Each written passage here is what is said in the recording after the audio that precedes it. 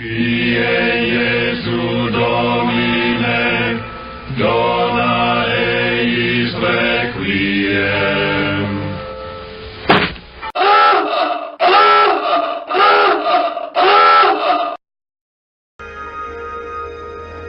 Good morning, and you heard the warning siren, so you have been sufficiently notified of political commentary.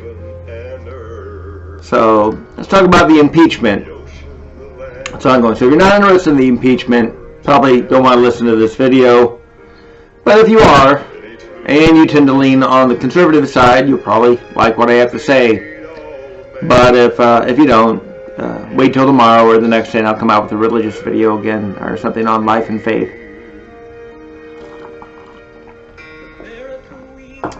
One of the best commentaries on the impeachment and the closing arguments that the president's team made was Ted Cruz and Michael Knowles on the verdict. I'll put a link in the bottom of it.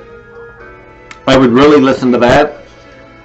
I have not watched, nor will I watch, any of the actual proceedings themselves. I do not want to sit through hours of mind-numbing, but I have things to do. But I don't want to sit through hours of mind-numbing. Even on the side I agree with, I consider it mind-numbing. But it seemed very clear that at the conclusion of yesterday, Senator McConnell acknowledged that perhaps they don't have enough votes to do acquittal, and they will have to call additional witnesses. So they call additional witnesses. This is going to go on for months, and I don't know if that will benefit or hurt the president. That's a good question. It may or may not. I don't know. I do think this is the narrative that the president and his team can work with, is that for 3 years the president has done his best to get all of America back to work, back to prosperity, back to economic independence. And that's a good thing, and they can tout that. The economic numbers do that. Again, it's not all about money. That's always the malign for Republicans, is that, oh, it's all about money. No, it's really all about success for everybody.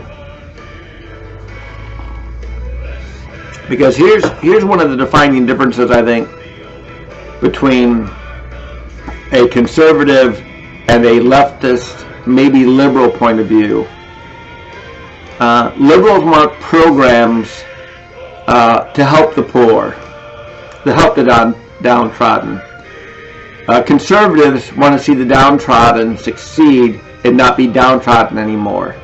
We always have some, of course, and you want personal charity to take care of that. Programmatic charity is always subject to abuse and manipulation, and I am opposed to most government-run programs of charity, when direct charity is much more effective and much more accountable. I personally give to various charities because I support them and I appreciate the work they do. The government, on the other hand, everything is going to run through a bureaucracy. It is going to be subject to a loss of funds that end up being more administrative rather than actually serving the cause that they're supposed to serve. So anyway, Senator McConnell seemed to admit that they probably don't have enough to acquit. So that's I don't know if that's good or bad news. It just means we're going to have a lot more of this. And most people seem to be ignoring it, which is kind of funny. But one thing I think the Senate Republicans are ready for is that, like the Kavanaugh hearing, every week we're going to have a new bombshell, a game changer, blockbuster, narrative destroyer, doom bringer, end game for the president, because they've been doing that for 3 years. And what can the president and his team say? What have the Democrats done for 3 years? Nothing but look for grounds for impeachment, a full investigation, and now a bogus impeachment. They've done next to nothing of the actual work of Congress. And if I was the president, I would say the only people who I haven't helped put back to work are the Democrats in Congress who refuse to do anything other than try to get rid of me. And I would make that point incessantly. Anyway, God bless our nation. God bless our president. God bless the members of our Congress, even the ones that I really don't care for, and all of our officials. Let's make a better America.